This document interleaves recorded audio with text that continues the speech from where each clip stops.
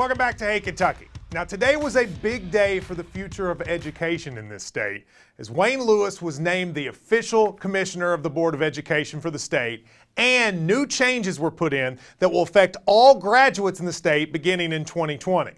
Now we've gone into these a little bit on this show, but the big picture is this. There are going to be significant changes coming to this state's educational system, and I think that can be a positive. But not if the people in charge don't do a better job of listening to teachers and the folks out in the state. Now, Wayne Lewis is a new commissioner. You probably know him as Matt Bevin's temporary appointment. He was named the interim chair in one of the most ridiculous namings of all time, because he was named interim chair and then there was going to be a national search. And they did the search and they ended up with him. It was sort of like when Dick Cheney was in charge of picking George W. Bush as vice president and he picked himself. But now Wayne Lewis is the chairman, so it is what it is. He says he is not an advocate for charter schools, but he used to work for Charter Schools Board, and it's clear that introducing them in the state is important to him. I have to say, most of what Wayne Lewis has said about education, I disagree with, but I do agree with him on one thing. We have to make some serious changes. Right now, Kentucky is 47th in the country in education, and that's not good.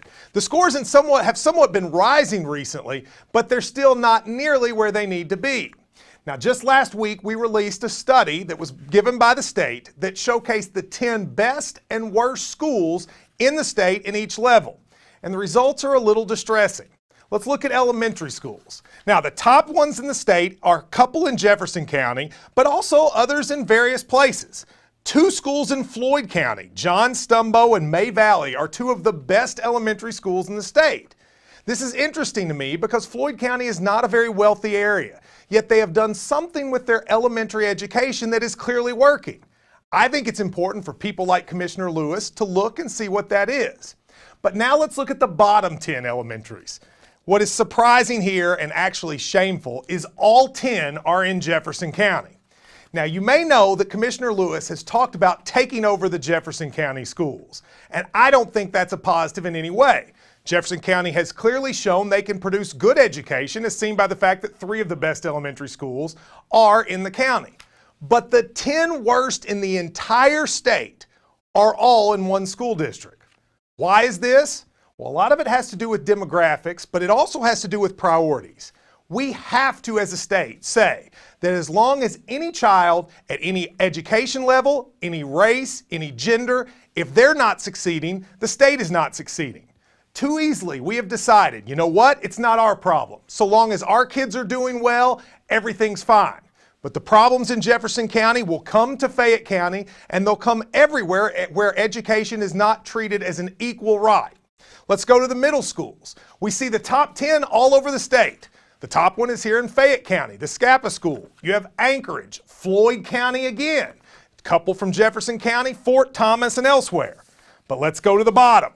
And in the bottom, we see the exact same thing. 7 of the 10 are in Jefferson County. 1 is Crawford Middle School here in Fayette County. And all of these places are places that are economically disadvantaged or have demographics that make it very difficult to teach. This is a problem the state has to get after. Let's look at high schools. Now, the success in high schools is much more varied. You see Manual is number 1, but then becomes Beechwood. You've got Fort Thomas, Pikeville, Oldham County, Jackson City schools, places all over. The state should study, what do these schools do? The various student bodies in these places are completely different, yet success is happening all over. We should know why. But let's go to the bottom 10. Once again, too many in Jefferson County. Iroquois, Valley, Doss, Southern. There has to be a reason for this, and a huge part of it is funding and priorities. Now, one of the things that Chairman Lewis has talked about is charter schools, and that's a bad word across lots of the state. And I have to say, most of the state legislators and Matt Bevin, who are for charter schools, I think they were for them for ridiculous reasons. They don't want their tax dollars going to public schools or their students, and thus they want their kids educated somewhere else, and they don't have to pay for everybody else. But there might be instances, especially in Louisville, where charter schools could work.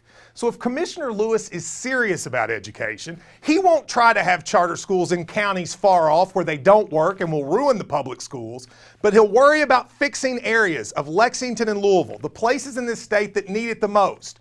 He'll look to Eastern Kentucky, to the schools that are succeeding, and find out why they are and other schools aren't. Now is a time for us to be serious about education. This nonsense that happened with Governor Bevin trying to cut pensions and all the rest, that has to stop. Commissioner Lewis is the new commissioner. If he cares about education, he'll listen to teachers, he'll listen to students, and he will try to move this state forward. I hope he does. I'd like him to come on this show and talk about it, and we'll see if he's serious or if he's like Governor Bevin and just talk.